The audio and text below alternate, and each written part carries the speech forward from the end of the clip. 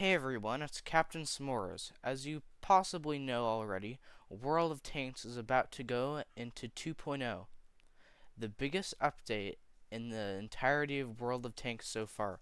Trust me, this update is crazy.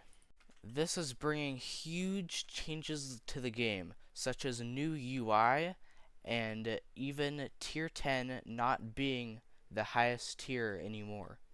There's also going to be a huge tank rebalance and a bunch of other stuff. This is everything you need to know about WoT 2.0. Just as a disclaimer, this is not a reaction. I have watched this video several times and will be trying to analyze it to give you the best review of what I think is going to be happening in this new version of World of Tanks. Just to start this video off, here is the intro to this new WoT 2.0 video. It marks the start of a new era.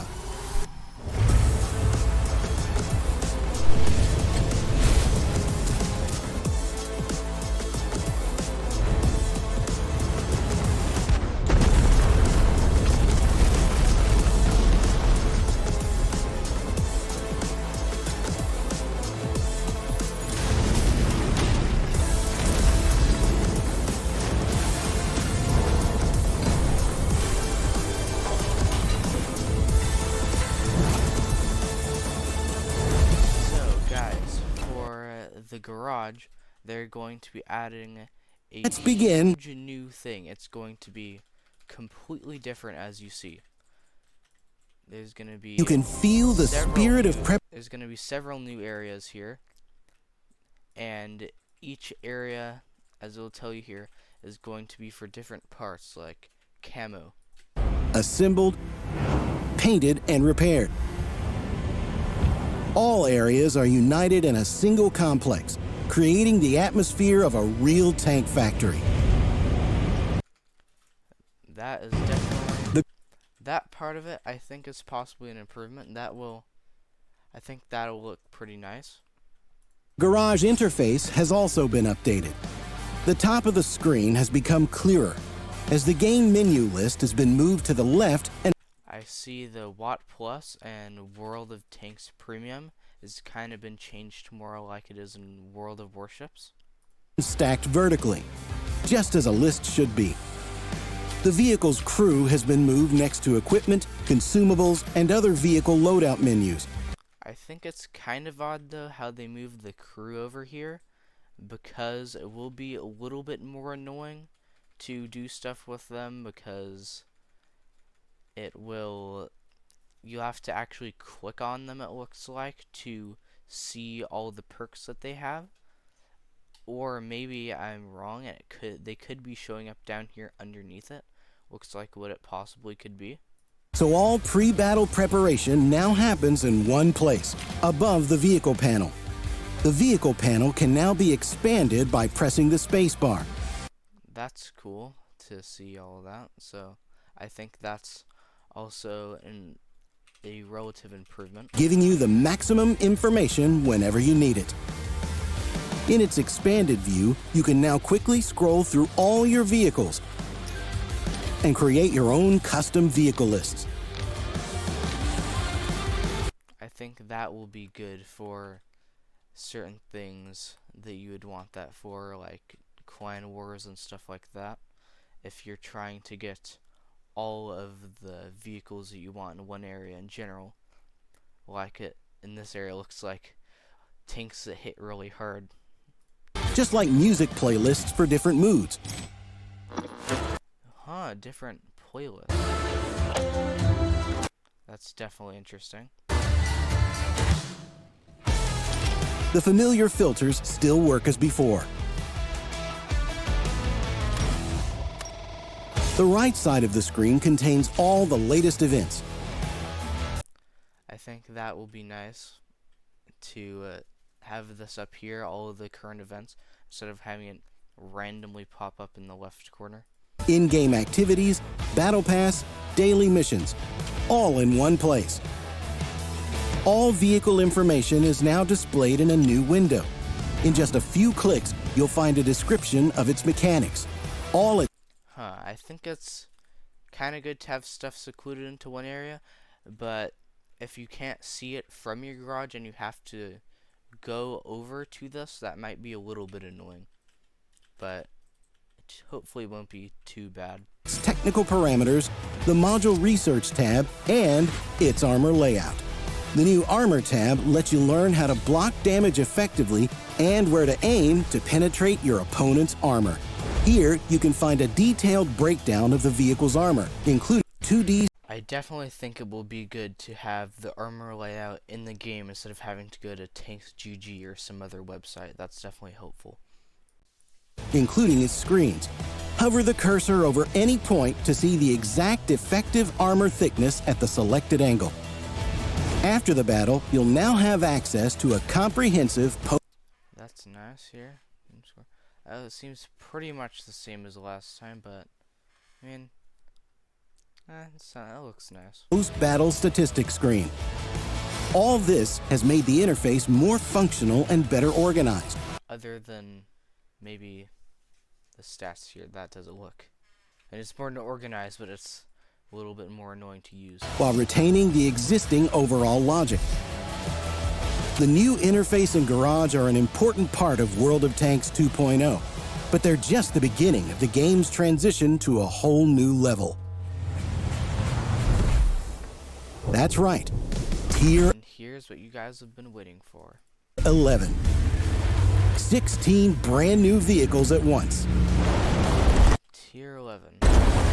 16 of them at once. Jeez. This is a major leap forward for the game, and an opportunity for you to discover a whole new layer of gameplay. This is an all-new picture. I wonder how this is going to change up tournaments and stuff with there being new tiers here. Of battle that you'll paint yourself. To get to a Tier 11 vehicle, research it for Looks like for this we already have what, 4 XP and purchase it for credits. That's all there. Here. With I know there's the with the light tank, the medium tank for the leopard, the mouse one, and the gorilla. To a Tier 11 vehicle, research it for XP and purchase it for credits. That's all there is to it. 7 heavy tanks, 5 medium tanks, 3 tank destroyers, and nice. This one, the S tier one, that will be an interesting one. Wonder how high the camo on that thing will be. And 1 light tank await. All these vehicles continue their existing tech tree branches with their own diverse playstyles. There's plenty to choose from. So it looks like what we have here is the BZ75 gets a tier 11 off of it. The T125 gets a tier 11 off of it. The IS-7 gets a tier 11. The British double gun heavy tanks, I forgot what it's called, gets a tier 11. The French heavy tanks get the auto loading ones, and I forgot the name of those too. The 50B, there we go, gets a tier 11. The mouse gets a tier 11. Oh man, the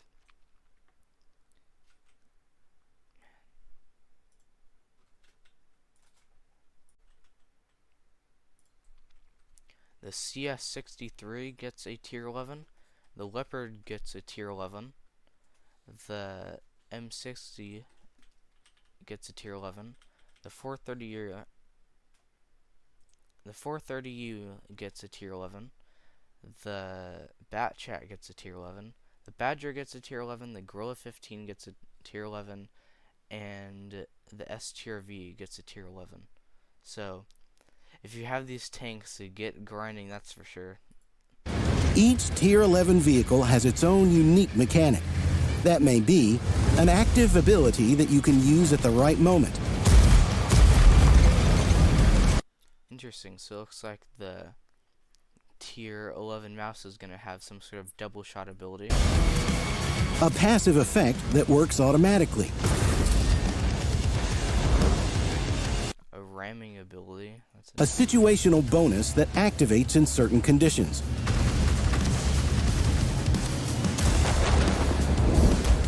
Level 15 one gets a, looks like a charge shot. Some boost firepower, A damage boost in general one? while others enhance mobility. I have a feeling that one's gonna be useful on this tank. Or And this is the most interesting one. even reconnaissance. Apparently, it will tell other players where your blind shots hit, is what it looks like to me. All of them highlight each vehicle's unique playstyle.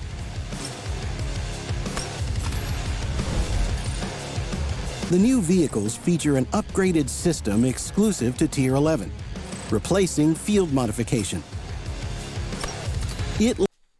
So it looks like here that's going to be a lot of quite a lot of XP going through here to unlock all of this. That will probably be looking to be around 200,000 XP. Lets you make each of the 16 vehicles even more effective by improving both their base characteristics and special mechanics. I feel like that might be a little bit overpowered because it's pretty much like a stock grind, but worse, being that everyone that has them longer than you is just going to be better. Hopefully none of these affect it too much, like reduces the penalty reload time after firing the last shell and cassette by 0.4 seconds. That does seem pretty powerful, so I don't know, it's not final, but a lot of these seem to be pretty powerful. When your vehicle is fully upgraded, you can unlock customization elements unique to Tier 11.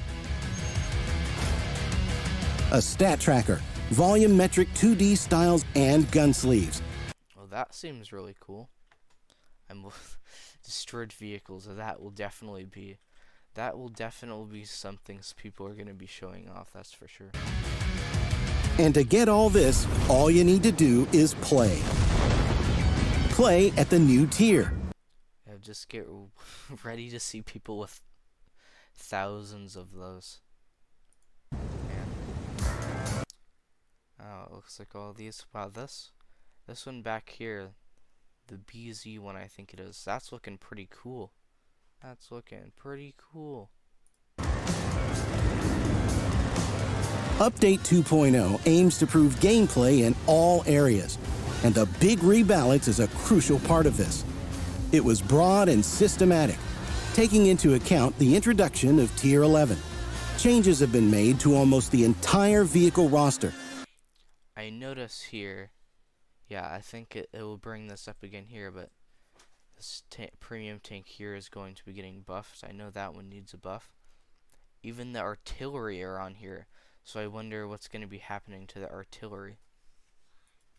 This is a complex package of adjustments that, together, will enhance the experience. Wow, look at that. For the E50M, look. They're just getting rid of... This is a package of adjustments getting rid of guns? that, together, will enhance the experience for every player. First, stock vehicle configurations have been significantly improved. This smooths out the dips in their combat potential as you progress through tech tree branch research. That will definitely be nice. As someone who has not unlocked all the tanks in the game, I know. The top configuration will remain the strongest, but vehicles will now feel more comfortable to play right out of the box. Second, the module system has been simplified. All radio modules apart from the top ones have been removed. Huh, that's nice. While suspension no longer affects load capacity. That is very nice. No more restrictions on modules and equipment for stock configurations. This applies to all researchable vehicles in the game.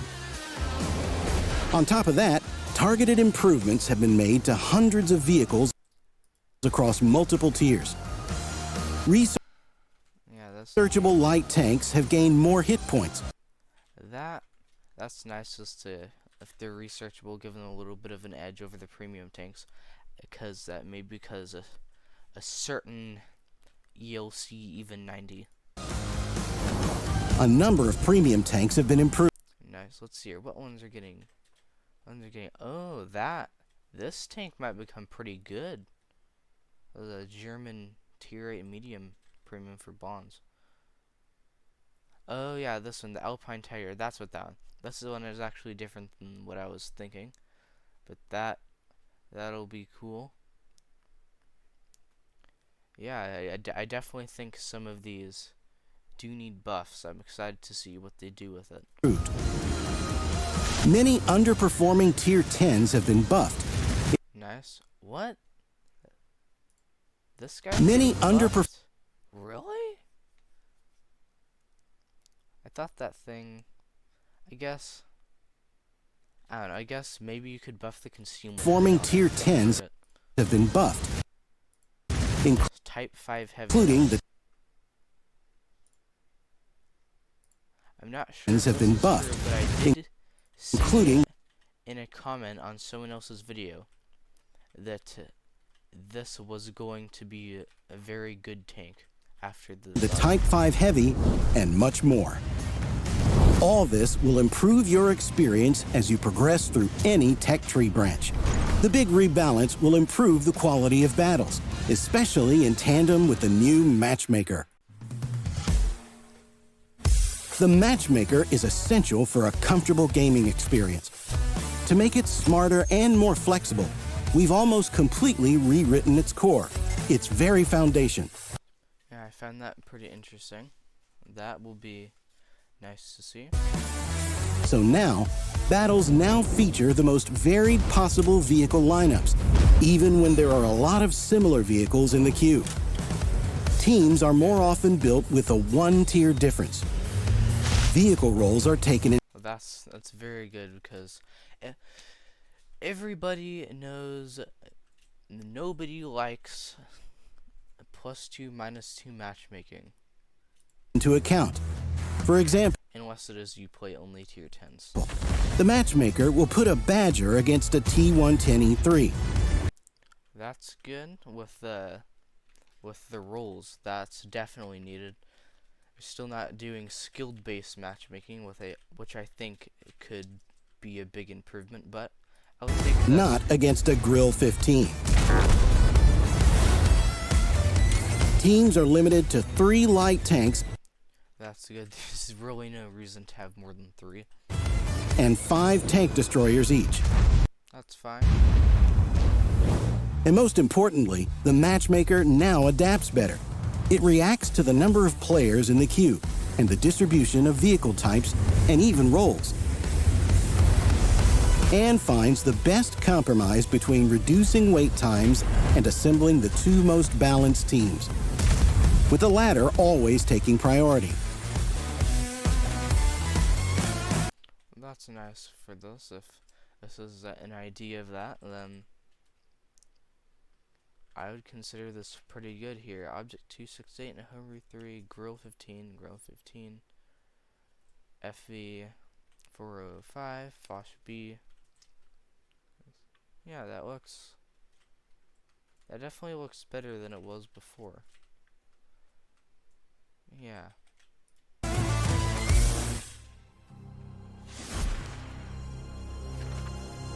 Now this, for you experienced players out there that have maybe completed all the missions, this will be very interesting. The world is on the brink of great changes. Their source is a tiny island called Nordsgar. Your mission is to land there and infiltrate a secret base. Gather intel on a new weapon and stop the launch of a satellite carrying data. If leaked, it could change everything.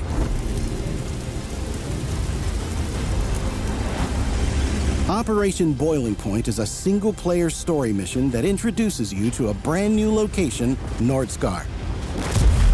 Fierce resistance from new Tier 11 tanks awaits you. During the mission, you'll have the chance to capture the newest vehicles yourself.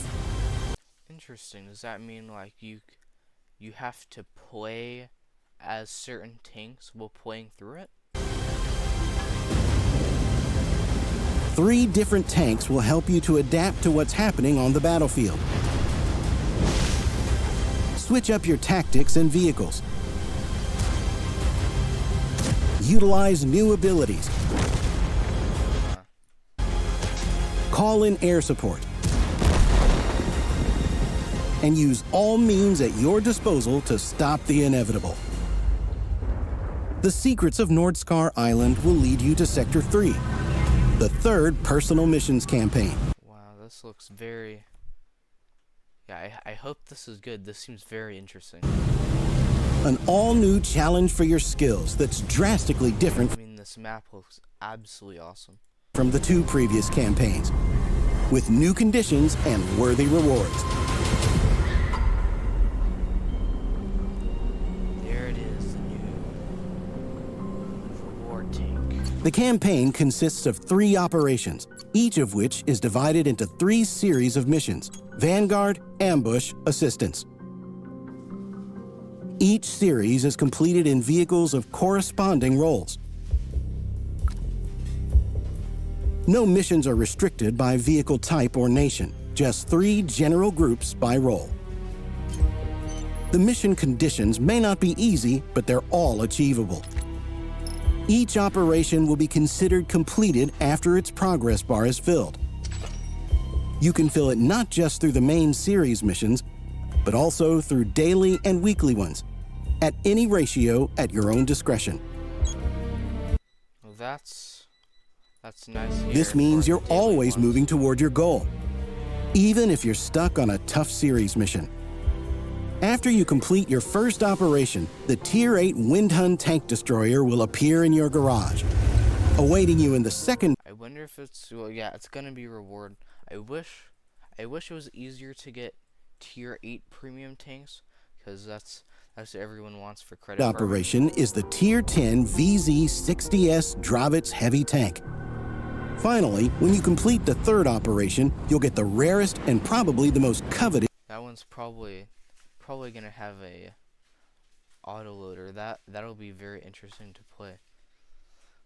Tier 11 vehicle, the Black Rock. I wonder if these places on the back here are weak spots. That would be kind of stink if it was, but I guess it would at least be balanced. Its characteristics are complemented by a unique firing mechanic that really makes it worth the effort. But no matter how outstanding Interesting. What kind of autoloader is this here? unique firing mechanic that really makes it Huh. worth the effort. What is that?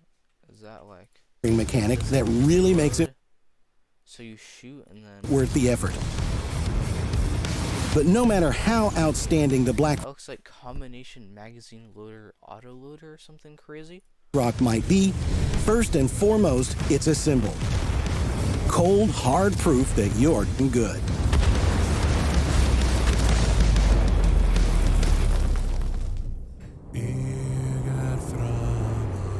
The island where the Sector 3 story begins isn't just the setting for a solo mission. It's also a full-fledged random battles map. Yeah, this map, man. Man, down here, this is crazy. Something that strikes me with this is that one side looks like all dark and one side's all grassy. They look pretty similar though. I do notice that there doesn't look to be a lot of sniping spots other than maybe here and possibly here on the other side, or maybe it's behind this rock. Nordsgar is a new battlefield that will transport you to a Norwegian island turned secret base. The launch pad and design workshops create cover and key positions on 2 different flanks. The workshops are the arena for close-range brawls, with the overhead pass offering the opportunity to close in on the enemy. In the center of the map, you'll have plenty of space to pick up speed, then find places to stop and spot. The launch pad... Interesting. This will definitely be an interesting scouting map here, with all these bushes here. I I bet there's gonna be a lot of blind shotting to wherever this position is Speed, here. then find places to stop and spot. The launch pad has both enough space for maneuverable combat and terrain with cover. Its underground part also provides opportunities for flanking and Interesting, an underground part. sudden strikes. Explore this new map and its unique atmosphere. So this underground part, I'm wondering if this is The launch pad has both enough space for maneuverable. because it goes up right here and then down right here. I wonder how it's gonna be like that. Are there just, I feel like coming out of here would be pretty hard to fight your way through. Combat and terrain with cover. I see what this guy's doing. Ooh, this spot up here looks like it'd be pretty dang good to be hiding behind, like here this BZ-75 is doing. Its underground part also provides opportunities for flanking and sudden strikes. Explore this new map and its unique atmosphere. Find your own ways to victory on Nordsgar. Another game mechanic improvement is the updated armor penetration indicator. Pressing the Y button lets you highlight the armor not only at the aiming point, but also the surrounding area. I feel like this one is kind of odd how they do that. I guess I would probably improve it for newer players, but I feel like, I don't know, it seems a little bit odd. It activates with a slight delay after you stop and start aiming. I guess that will be interesting to see how that will make it easier for like hitting a cupola, because some cupolas, like let's say the Type 75, are a little bit bouncy around the sides. The highlighting works only in sniper mode, within a small radius inside the aiming circle, and at a distance of up to 300 meters. Sound is another important part of the game. It deepens immersion. I definitely think this is gonna be good because they haven't changed any sounds of World of Tanks in a long time. And provides additional information about what's happening around you. We've diversified our audio using real tank sounds. With new engine and track effects, vehicles now sound different. And more. Yeah, I think this will definitely be really cool. I'm excited for this to come out. Importantly, realistic. All the audio was recorded using real combat vehicles. It's cool that they use real tanks At the Tank I guess armored cars. That's pretty cool. Museum in Bovington.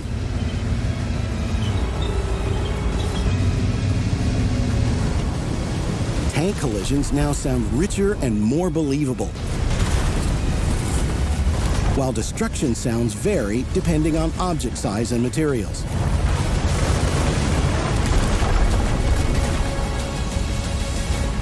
Update 2.0 brings random events to 4 more maps.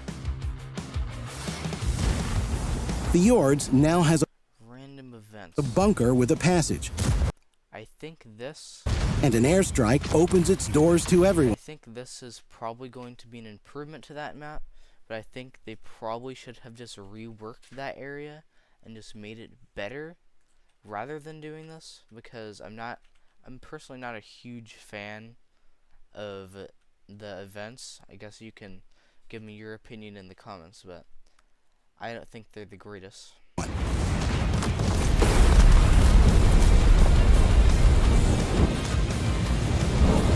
Ensk region features periodically passing trains that create dynamic cover for moving forward or changing position. I guess that's interesting, but I don't know how useful that's actually going to be.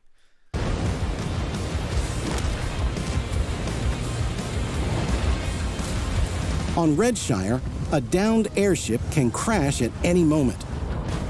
Its wreckage That will crash, huh? forms a chain of cover between the center and the castle. I think that will definitely change up the battle on that map. And in the I guess because if you're in IS-7 on this map, you kind of don't have much to do. If you're on the kind of east to west map configuration. southern part of Paris, the bridge was spoiling the entire view from the window. So its debris creates new cover for aggressive play, and even ramps to reach higher ground. You'll have more opportunities to close in and crush some armor. Tier 11.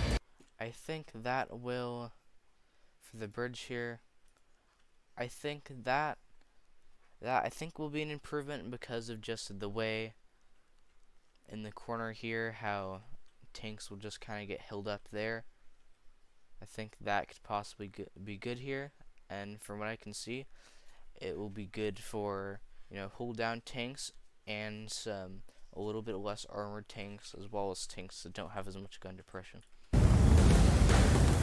Tier 11. The rebalance and matchmaker, the improved interface, personal missions, and much more. All this is our new era.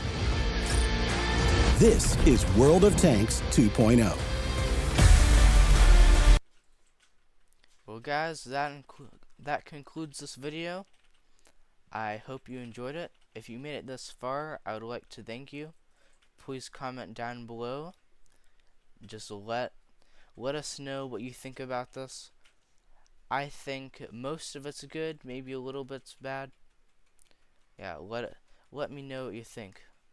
Thank you for watching. Make sure to smash the subscribe button.